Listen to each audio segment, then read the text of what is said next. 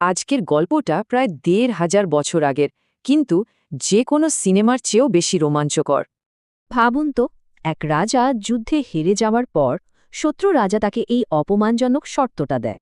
রাজা রামগুপ্ত ছিলেন খুব ভীতু, তাই নিজের প্রাণ বাঁচাতে তিনি এই প্রস্তাবেও রাজি হয়ে যান। কিন্তু রাজার ছোট ভাই চন্দ্রগুপ্ত ছিলেন একদম অন্যরকম।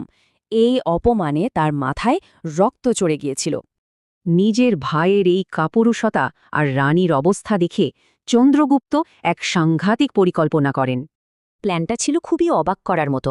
চন্দ্রগুপ্ত ঠিক করলেন তিনি রানীর ছদ্মবেশ নেবেন। যেমন ভাবা তেমন কাজ।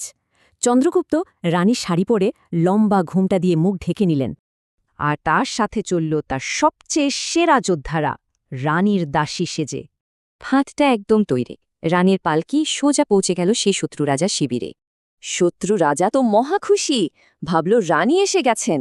সে হাসি মুখে পালকির পর্দা সরাতে গেল। কিন্তু পর্দা সরাতেই ঘোমটার ভেতর থেকে ঝলসে উঠল এক ধারালো তলোয়ার। আর এক মুহূর্তও দেরি নয়, চোখের পলকে চন্দ্রগুপ্ত সেই রাজাকে শেষ করে দিলেন।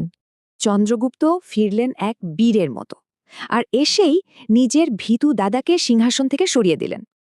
এরপর তিনি নিজেই রাজা হলেন, আর রানী ধ্রুবদেবীর সম্মান রক্ষা করতে তাকে বিয়ে করলেন। আর এই সাহসী চন্দ্রগুপ্তকেই কিন্তু ইতিহাস অন্য এক নামে চেনে, সম্রাট বিক্রমাদিত্য। ভাবা যায়, শুধু একটা সাহসী পদক্ষেপ, আর তাতেই ইতিহাসে অমর হয়ে গেল একটা নাম।